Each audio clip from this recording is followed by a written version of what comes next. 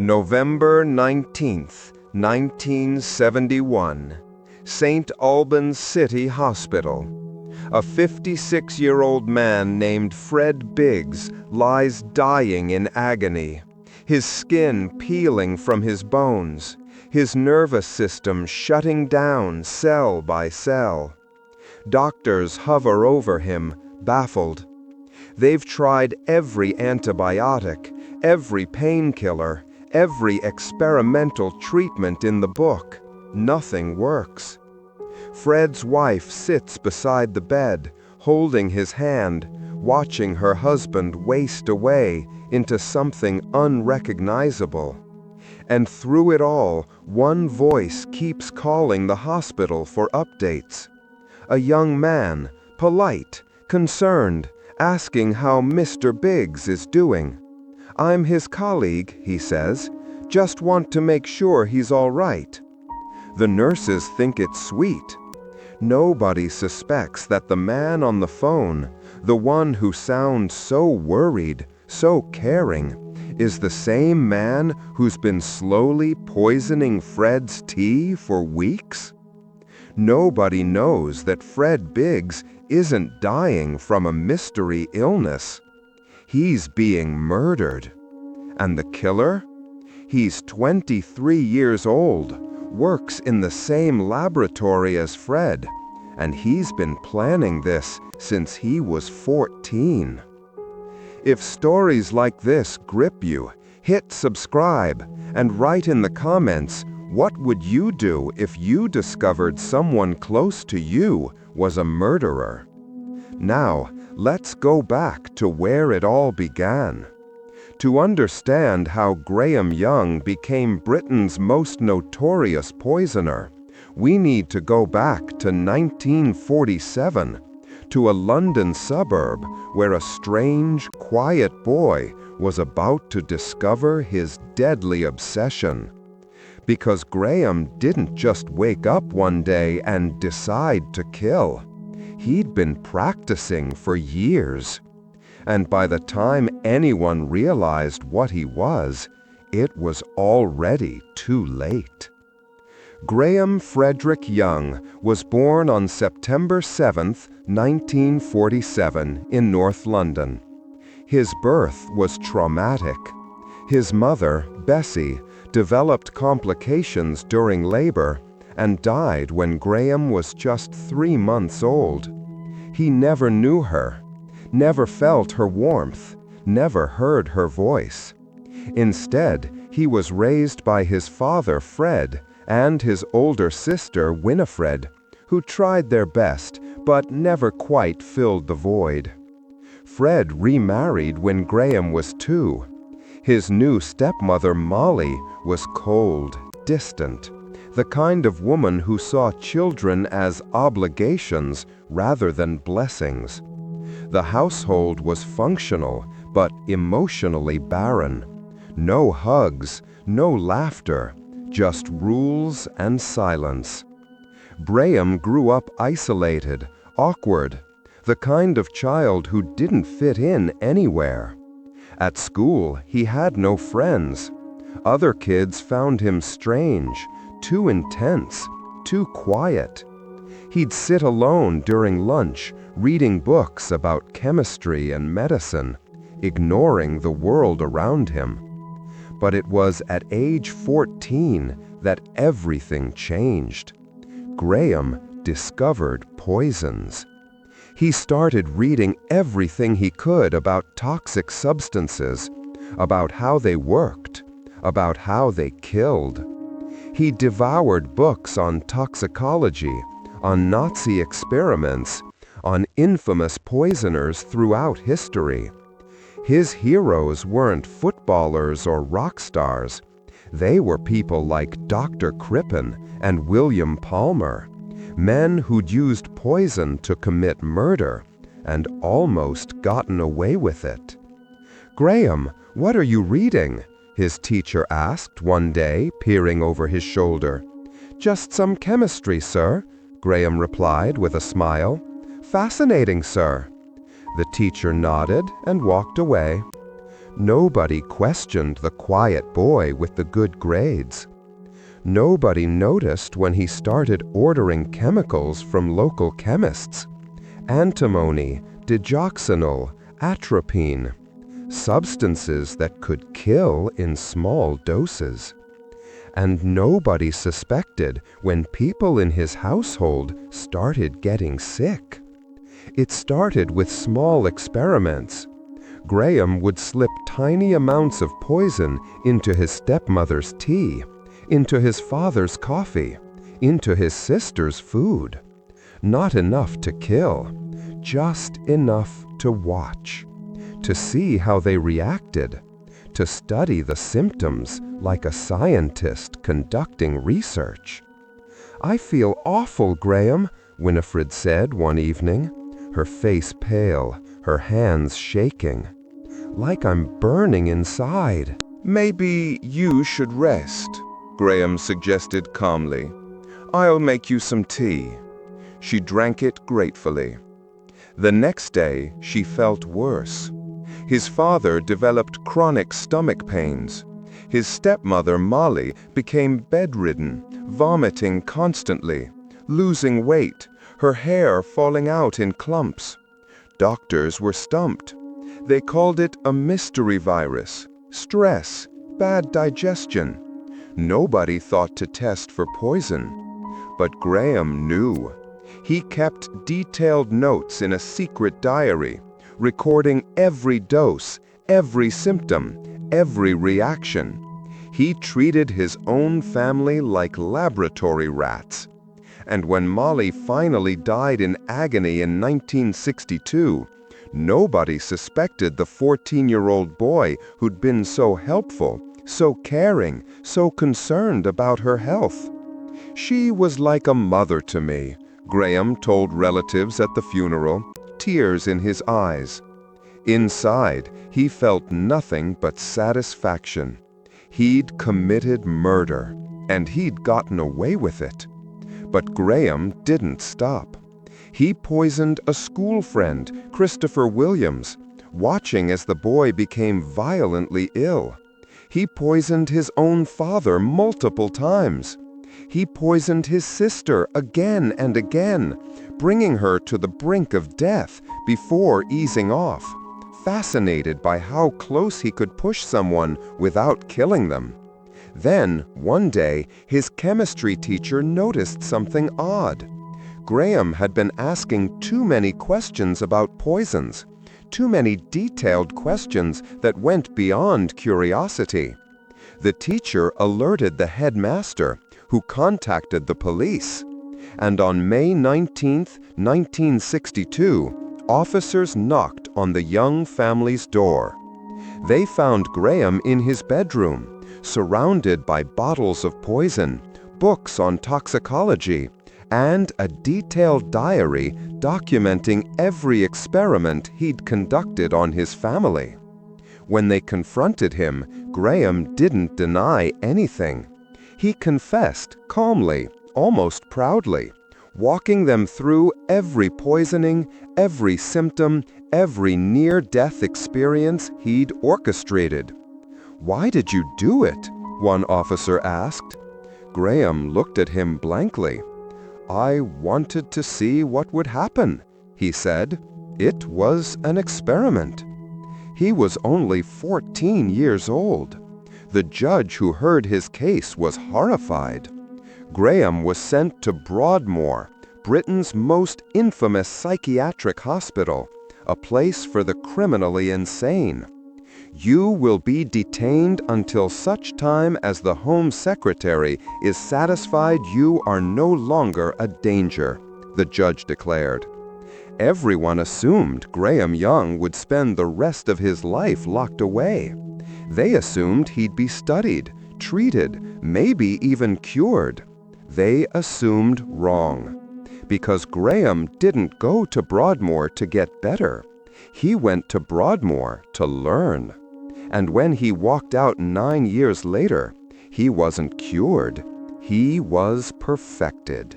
February 1971. After 9 years behind bars, Graham Young walked out of Broadmoor Hospital a free man. He was 23 years old. The psychiatrists declared him cured, rehabilitated, ready to rejoin society. Dr. Edgar Udwin, the psychiatrist who'd been treating Graham, wrote to the Home Office with glowing recommendations. He is no longer obsessed with poisons, violence, and mischief, Udwin wrote. I am confident he poses no further danger. Graham smiled when he heard the news. He'd spent 9 years being the perfect patient. Polite, cooperative, eager to please. He attended therapy sessions, took his medication, spoke eloquently about remorse and rehabilitation. He told the doctors exactly what they wanted to hear. And they believed every word. You seem to have made remarkable progress, Graham, Dr. Udwin said during their final session.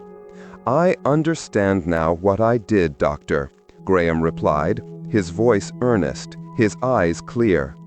I want to make amends. I want to live a normal life. I'm sure you'll do well outside, Graham, the nurse said as she processed his discharge papers. You've been a model patient. But one psychiatric nurse noted something disturbing in Graham's file. Just before his release, Graham had mentioned casually that he intended to kill one person for every year he'd been in Broadmoor. 9 people. The nurse recorded it, filed it away. Nobody acted on it. Nobody stopped his release. Graham moved in with his sister Winifred and her husband in Hemel Hempstead. Within weeks, he tried to buy poison from a London chemist, but was refused. He needed employment, legitimacy, access. In May 1971, he applied for a job at John Hadland Laboratories in Bovingdon, a company that produced optical and photographic equipment. The job was for a storeman's assistant. During the interview, Graham was honest about one thing. I've been in Broadmoor, he told them. I had a mental health condition, but I'm better now. The company knew he'd been institutionalized. They didn't know why. His medical records were sealed. The Home Office hadn't informed his employers about his history of poisoning. They saw a polite young man who needed a second chance. They hired him. What they didn't realize was that Hadland Laboratories used thallium in their photographic processes. It was readily available in the storeroom where Graham would be working. And even if it wasn't, Graham had already secured supplies from unsuspecting pharmacists in London, claiming they were for scientific research. His boss was Bob Eagle, a 59-year-old man who'd survived Dunkirk, who'd lived through the horrors of war, only to be assigned to train the quiet new employee. Bob was kind, patient, the sort of man who believed everyone deserved a chance. Graham asked him endless questions about Dunkirk, about his experiences, hanging on every word. Bob thought the young man was interested in history. Graham started making tea for everyone. Just trying to be helpful, he'd say with a smile. Bob Eagle was the first to drink it. Within weeks, he began feeling ill. Stomach cramps, vomiting, dizziness. He took time off work, recovered slightly, then returned. The symptoms came back immediately, worse than before. You should go home, Bob, Graham said with concern as Bob doubled over in pain at his desk. You look terrible. I'll be all right, Bob muttered, just need to rest. But Bob Eagle wasn't all right. By early July 1971, he was admitted to St. Albans City Hospital. His condition deteriorated rapidly. Paralysis set in. His hair began falling out. His skin became so sensitive that even bed sheets caused him agony. Doctors ran test after test. They diagnosed him with Guillain-Barré syndrome, a rare neurological disorder. Graham called the hospital daily. "How's Mr. Eagle doing?" he'd ask the nurses. I'm his colleague. Just want to know if he's improving." "It's so kind of you to check," they'd reply. Nobody suspected that the concerned young man on the phone was the reason Bob was dying.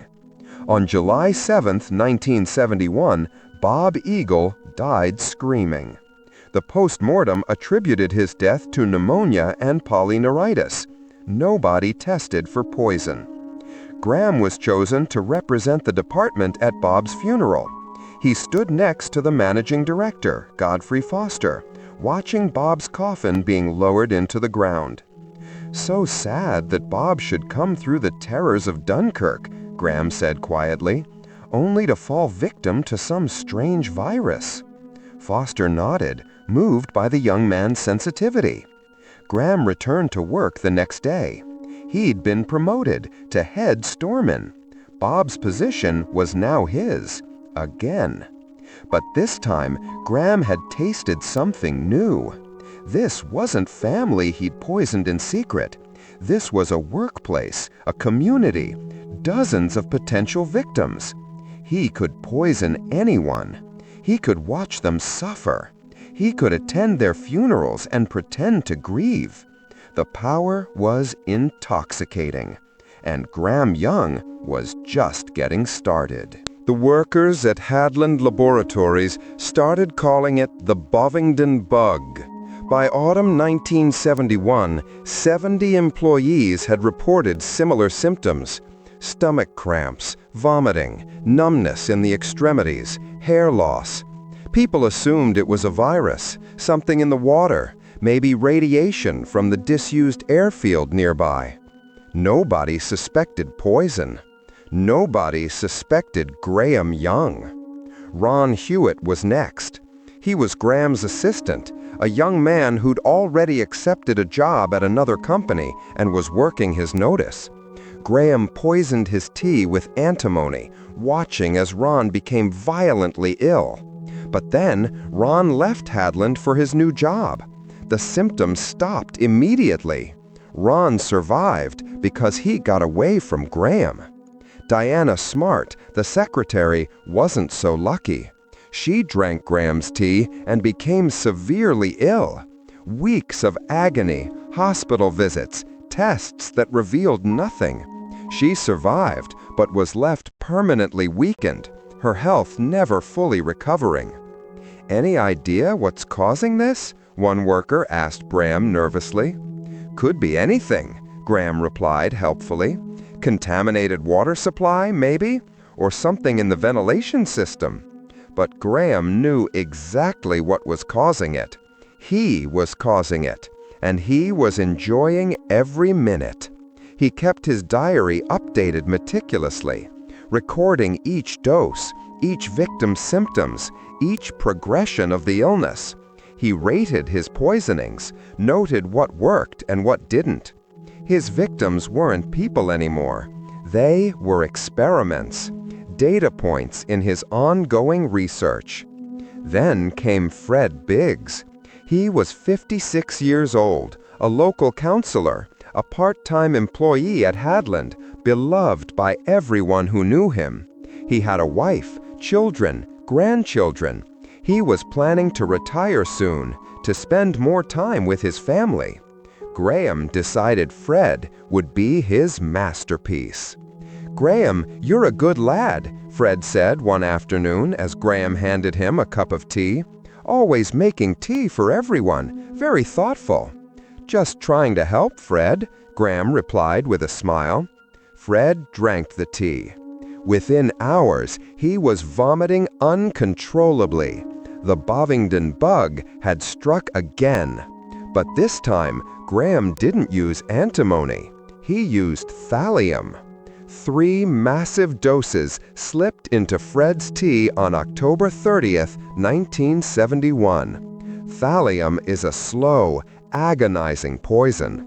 It attacks the nervous system, causes unbearable pain, makes your skin feel like it's on fire. Fred's wife called the hospital in tears. "The doctors say his skin is peeling off," she sobbed to a colleague.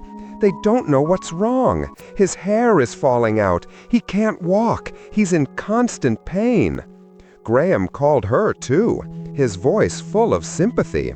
"That's terrible news, Mrs. Biggs. I'll keep Fred in my thoughts. Please let me know if there's anything I can do." Fred was admitted to the London Hospital for Nervous Diseases. Graham noted in his diary that Fred was taking a long time to die, which he found frustrating. The doses should have killed him faster. But Fred Biggs fought. He endured weeks of torture as the thallium slowly shut down his body system by system. During a staff meeting to discuss the mysterious illness affecting Hadland employees, the company doctor tried to reassure everyone. "We've tested the water, the air, everything. There's no contamination. It's likely just a virus." Graham raised his hand. "Have the doctors considered thallium poisoning?" he asked, casually, "given that we use it in our photographic processes?" The room went silent. Everyone turned to look at him. The doctor frowned. "That's quite specific, Mr. Young. What makes you suggest thallium?" "Oh, I just read about it somewhere," Graham said with a shrug. "Heavy metal poisoning can cause symptoms like these. Just a thought." Culmination, maximal intensity, peak emotions. Graham Young had made a mistake. How would a storeman, a young man with no medical training, know enough about thallium to suggest it as a diagnosis? How would he know the exact symptoms it caused? The answer was obvious. He wouldn't, unless he'd been using it. On November 19, 1971, Fred Biggs died in excruciating agony. He was the second person to die at Hadland Laboratories in less than 5 months. 70 employees had been sick. 2 were dead. The company was in crisis. Panic spread through the workforce. People refused to drink the water, refused to eat in the canteen, demanded answers. The medical officer and Detective Chief Superintendent Ron Harvey began investigating. They looked into Graham's background. What they found horrified them. Graham Young had been in Broadmoor. Graham Young had poisoned his own family as a teenager. Graham Young was a convicted poisoner who should never have been released. On November 21, 1971, police found Graham visiting his father in Kent. When they searched him, they found vials of thallium in his pocket. Small bottles, carefully labeled, ready to use. "Graham Young, you're under arrest on suspicion of murder," the officer said. Graham smiled. Not a nervous smile, not a guilty smile, a satisfied smile. The smile of a man who'd been caught but didn't regret a single thing.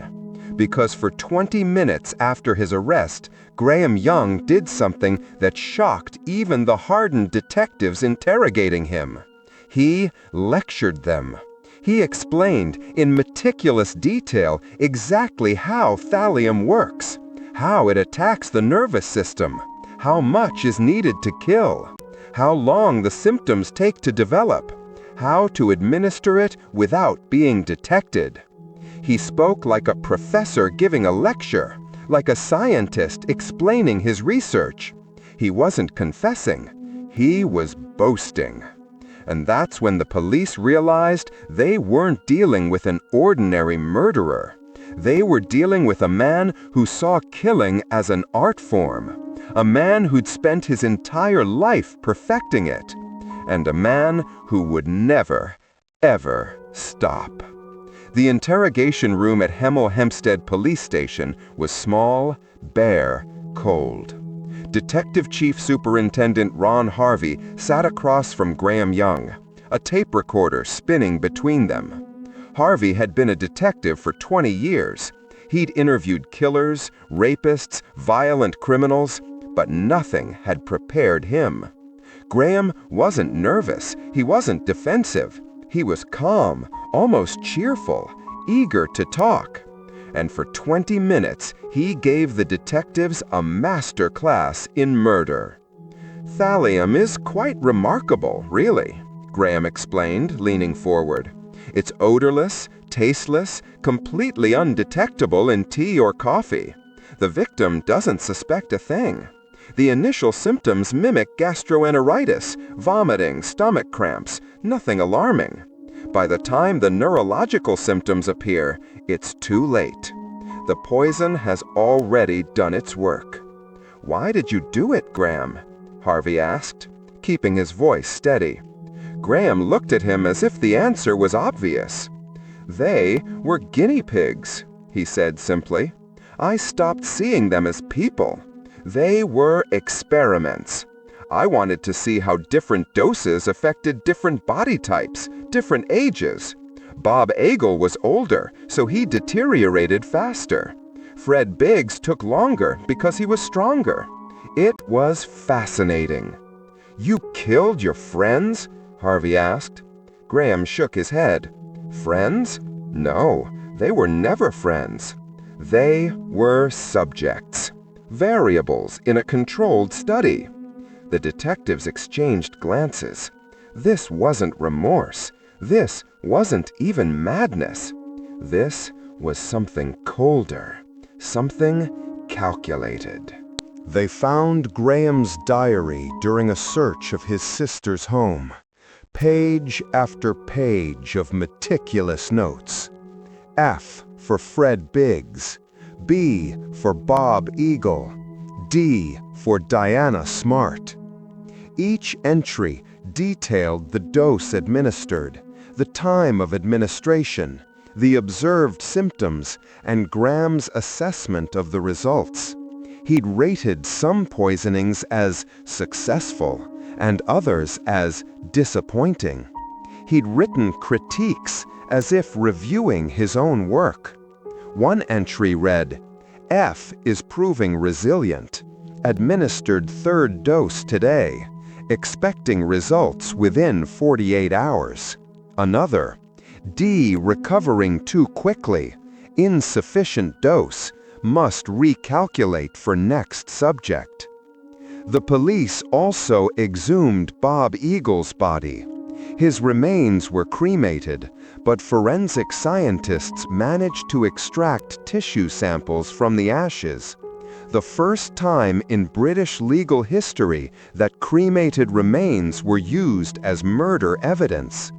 They found thallium, massive amounts of it, enough to kill several people. Fred Biggs's autopsy was more straightforward. His organs, bones, even his brain tissue were saturated with thallium. The levels were so high that the pathologist described it as one of the most severe cases of heavy metal poisoning ever documented. Graham was charged with 2 counts of murder, 2 counts of attempted murder, and 2 counts of administering poison. The trial began at St. Albans Crown Court on June 19, 1972. The courtroom was packed. Journalists, families of victims, curious spectators all wanted to see the young man who'd turned his workplace into a laboratory of death. Graham pleaded not guilty. His defense strategy was bizarre. He claimed the diary was fiction, research for a novel he was writing about a poisoner.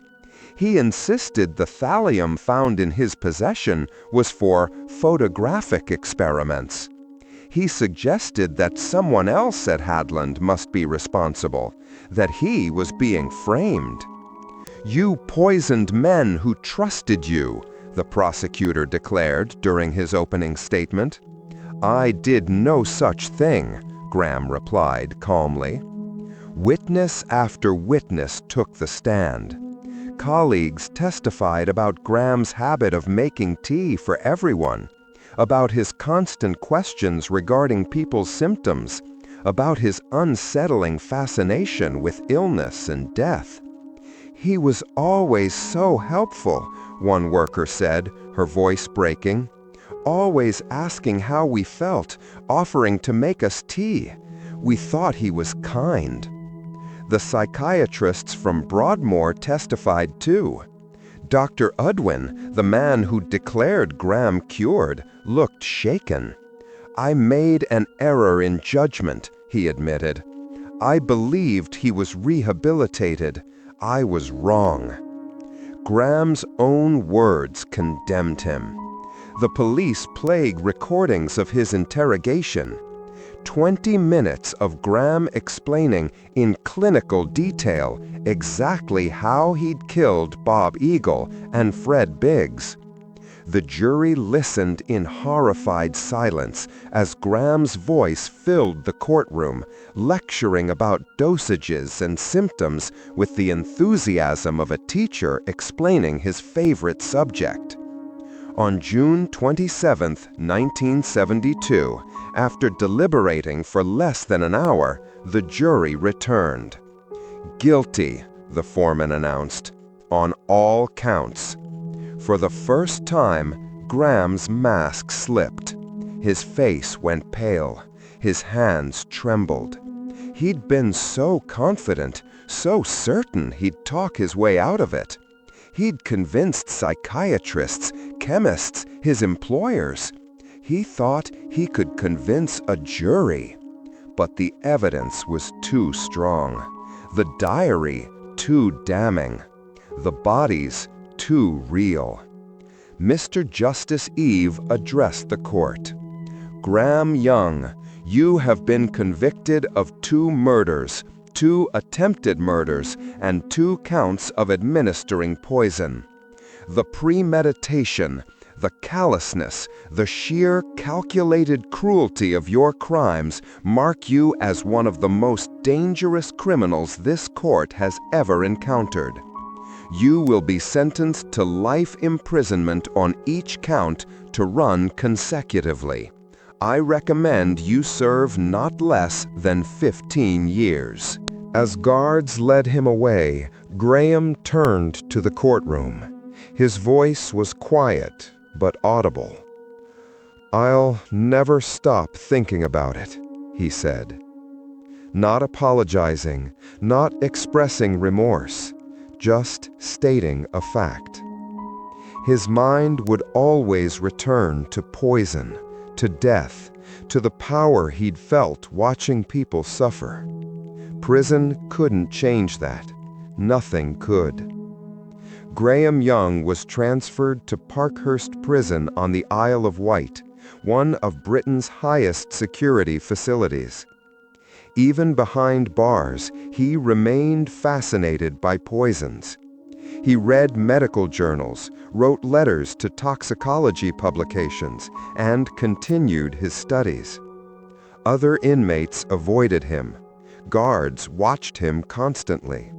He was kept in isolation not for his protection, but for everyone else's. He never showed remorse, never acknowledged the suffering he'd caused. When journalists requested interviews, he spoke about his crimes with clinical detachment, as if discussing someone else's case study. "I found the effects of thallium particularly interesting," he told one reporter in 1985. "It's a shame I wasn't able to complete more comprehensive research." On August 1, 1990, a prison guard found Graham Young dead in his cell. He was 42 years old. The official cause of death was a massive heart attack. Some speculated he'd somehow acquired poison and taken his own life. Others believed his heart simply gave out, worn down by decades of isolation and his own twisted mind. The truth died with him. Bob Eagle's daughter, Sarah, spoke at a victim's memorial service years later. "He took my father from us," she said, her voice steady, but her eyes filled with tears. "Not quickly, not mercifully. Slowly, painfully, deliberately, and he enjoyed it. He watched my father die in agony, and he enjoyed every moment. That's what haunts me. Not just that he killed, but that he loved killing. The victims Graham Young poisoned but didn't kill carried their scars for life. Ron Hewitt suffered chronic health problems until his death in 2003. Diana Smart never fully recovered, living with nerve damage and digestive issues for decades. Both spoke publicly about the betrayal they felt. How Graham had seemed so helpful, so kind, right up until the moment they realized their friend was their murderer. The case sparked outrage and reform. How had a convicted poisoner been released from Broadmoor without proper supervision? Why weren't his employers informed of his history? Why was he allowed access to toxic chemicals? The Home Office launched an inquiry. New protocols were established for monitoring released psychiatric patients, especially those convicted of violent crimes. Regulations governing the sale and possession of poisons were tightened dramatically. Broadmoor faced intense scrutiny. Dr. Uden's assessment that Graham was cured and no longer a danger became a cautionary tale taught in psychiatric training programs. The case demonstrated that some individuals cannot be rehabilitated, that psychopathy isn't a condition you can treat away with therapy and good intentions.